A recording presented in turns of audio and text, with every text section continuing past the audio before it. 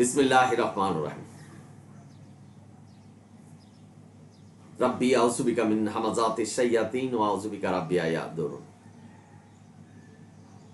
QM Quranic message YouTube channel থেকে আপনাদের সকলকে সালাম জানাচ্ছি। আসসালামু আলাইকুম। দেশে এবং প্রবাসে যে যেখানেই আছেন, আমন্ত্রণ জানাচ্ছি আজকের ভিডিও দেখার জন্য। আজকের ভিডিওর প্রসঙ্গ, কোন অপরাধের কারণে আল্লাহ বলছেন যে ছেড়ে দাও তাদেরকে আমার হাতে, জাহান্নামের জন্য তাদেরকে এমন ভাবে ধরবো যে তারা টেরও পাবে না। তারা কারা, এই বিস্তারিত আলোচনা করছে।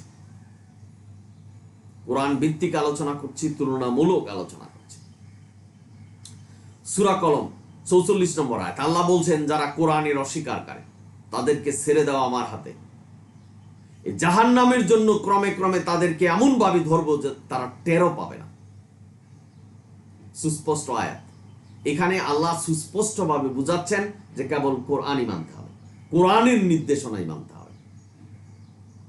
যেমনি আল্লাহ বলছেন, জালিকাল কিতাবু লা রাইবা ফিহি হুদাল লিল মুত্তাকিন, এই কিতাব তোমার রবের কাছ থেকে এসেছে, কোনো সন্দেহ নেই, এটাই সত্য পথ, এটাই তোমাদের নির্দেশনা। সুতরাং এই কোরআন ভিত্তিক যাদের ইবাদত না, যারা কোরআনের পরিবর্তে অন্য কিছু মানছেন, তারাই সেই দলে যাদের কথা আল্লাহ বলছেন যে ছেড়ে দাও আমার হাতে, আমি পাকড়াও করব জাহান্নামের জন্য। বা বোনেরা, আপনারা যারা শুনছেন, আজকের সমাজে দেখবেন যারা কোরআন প্রচার করছে তারা বলছেন যে হাদিস, মানব রচিত যে হাদিস, বুখারী শরীফ, মুসলিম শরীফ, আবু দাউদ, নাসাই, সিয়া সিত্তা, যত কিছু আছে এগুলি না মানলে নাকি কাফের হয়ে যাব।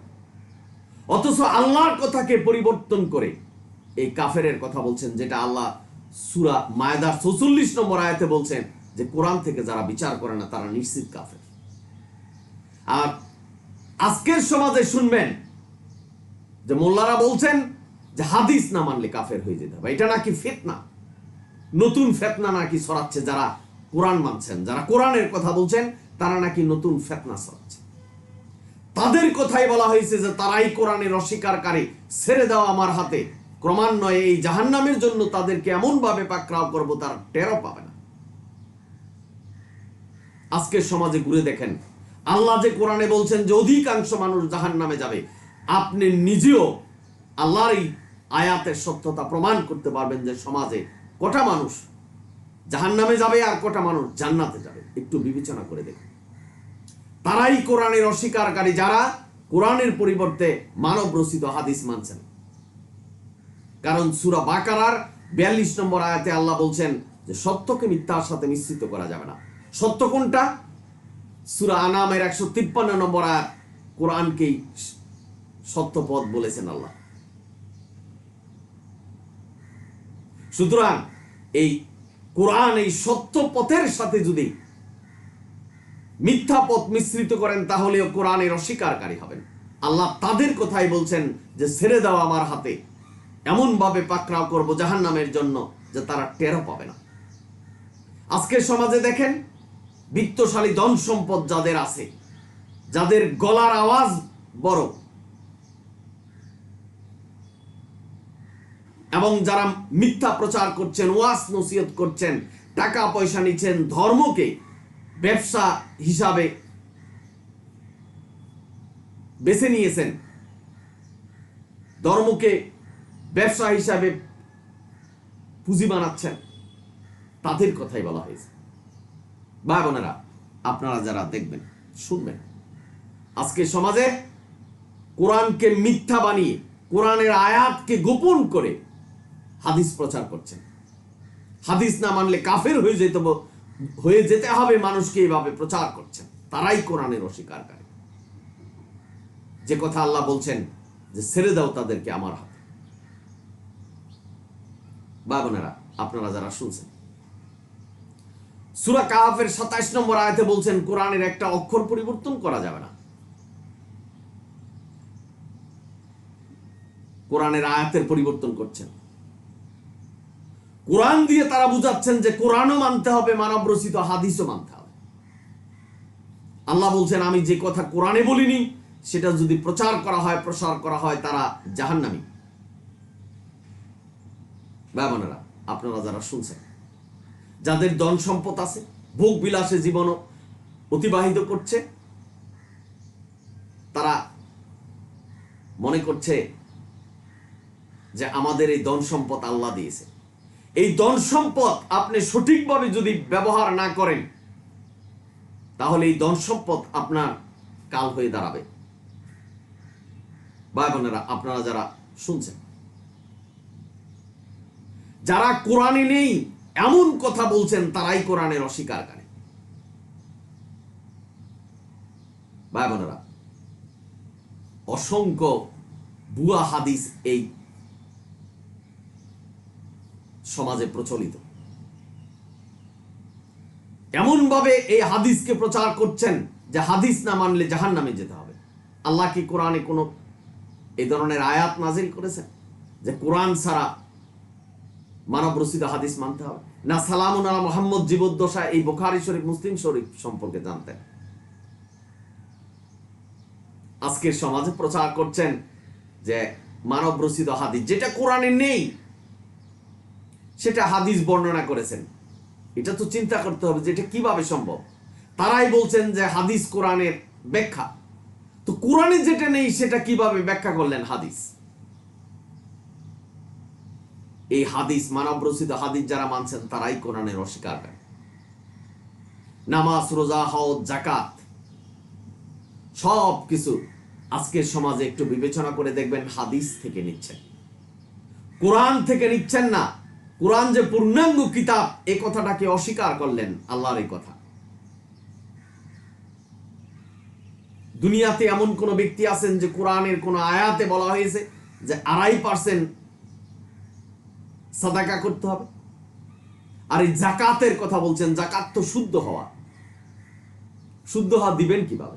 2.5% নাকি যাকাত দিতে হবে, শুদ্ধ হওয়া দিতে হবে, এবং টাকাটা 1 বছর ঘুরতে হবে।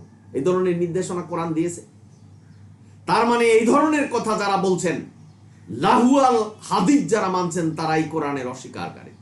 তাদের কথাই আল্লাহ বলছেন যে ছেড়ে দেওয়া আমার হাতে, তাদেরকে এমন ভাবে ধরবো জাহান্নামের জন্য যে তারা নিজেরাও টের পাবে না। আজকের সমাজে দেখেন, আল্লাহ কিন্তু ধরছে, কিন্তু তারা টের পাচ্ছে না।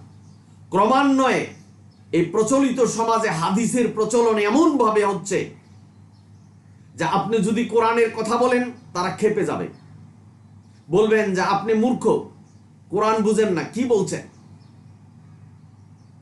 অথচ আমি বারবার বলছি যে আমি কি মিথ্যা বলছি, কোনটা কোরআন ছাড়া কথা বলছি সেটাকে ধরিয়ে দেন, আমাকে ক্ষমতা নাই ধরে দেওয়ার, খালি বলছেন আপনি মিথ্যা বলছেন। অথচ আমার অনেক ভাই প্রতিবাদ জানাচ্ছেন, যারা এই ধরনের কথা বলছেন, আমি আপনাদেরকে ধন্যবাদ জানাচ্ছি। ভাই, কোরআন বুঝবেন, কোরআন কি বলছেন সেই অনুসারে ভালো করে বুঝে তারপরে কমেন্টস করবেন।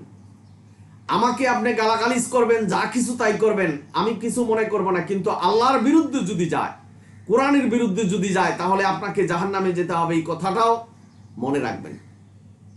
আপনার যত খুশি প্রাণ খুলে গালাগালিজ করুন, মূর্খ বোকা যা খুশি তাই বলুন। সালামুন আলা মুহাম্মদকেও কাফেররা একই কথা বলেছিলেন, আমি কিছু মনে করিনি। আমি আপনাদের জন্য দোয়া করছি যে আল্লাহ যেন আপনাদের হেদায়েত দান করে। ভাই বোনেরা, আপনারা যারা শুনছেন, সুতরাং এই কোরআনের অস্বীকারী যারা, তাদেরকে আল্লাহ পাকড়াও করবেন জাহান্নামের জন্য। ভালো করে বুঝে নেন, কোরআনের পরিবর্তে যারা অন্য কিছু মানছেন, তারা কোরআনের অস্বীকারী। কোরআনের আয়াতের ভুল ব্যাখ্যা দেওয়া কোরআনের অস্বীকারী। কোরআনের সাথে অন্য কিছু মিশ্রিত করা, সত্যকে মিথ্যার সাথে মিশ্রিত করা কোরআনের অস্বীকারী। কোরআনের এক অংশ মানবেন আর এক অংশ মানবেন না, তারা কোরআনের অস্বীকারী।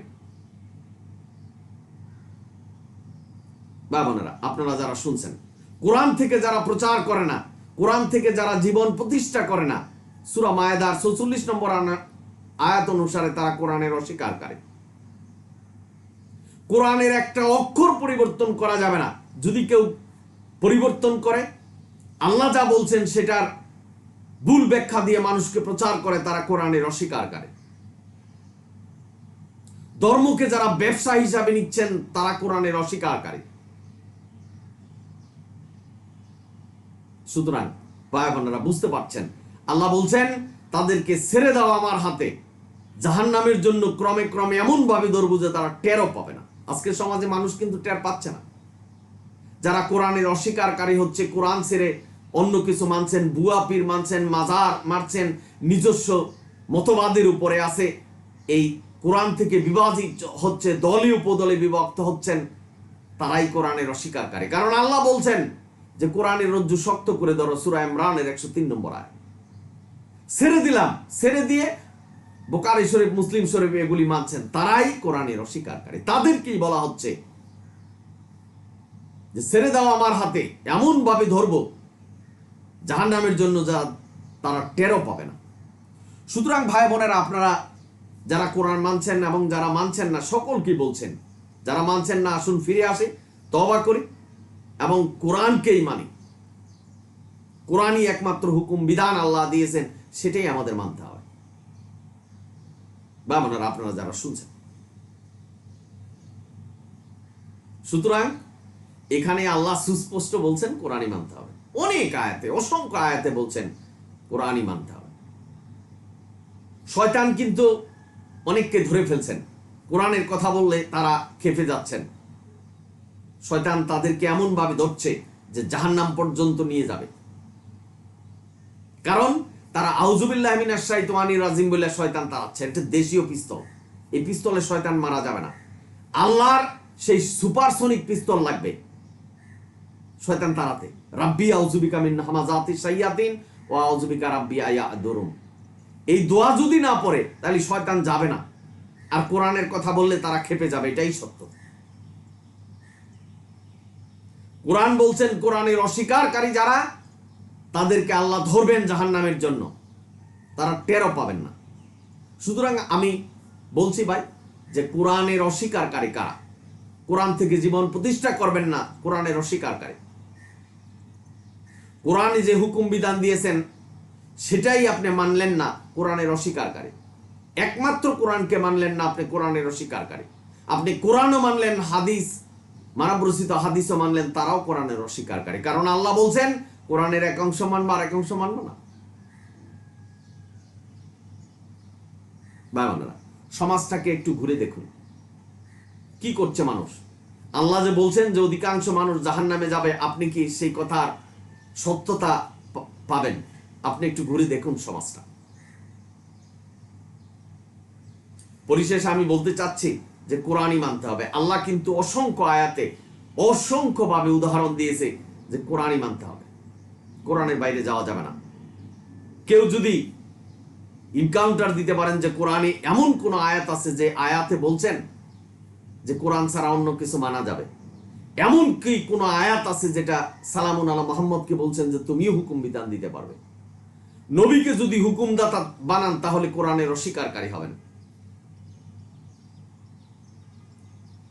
ভাই বোনেরা যারা শুনছেন, সালামুন আলা মুহাম্মদকে আল্লাহ বলছেন যে তুমি কোরআন অনুসরণ করো এবং কোরআনের প্রতি দৃঢ় প্রতিষ্ঠিত থাকো। যারা বলবেন যে নবী হুকুম বিধান দিয়ে গেছেন, তারা কোরআনের এই আয়াতের অস্বীকারী হবেন। তাদেরকে আল্লাহ বলছেন যে ছেড়ে দাও আমার হাতে, ক্রমান্বয়ে আমি এমন ভাবে এই জাহান্নামের জন্য ধরবো তারা টেরও পাবে না,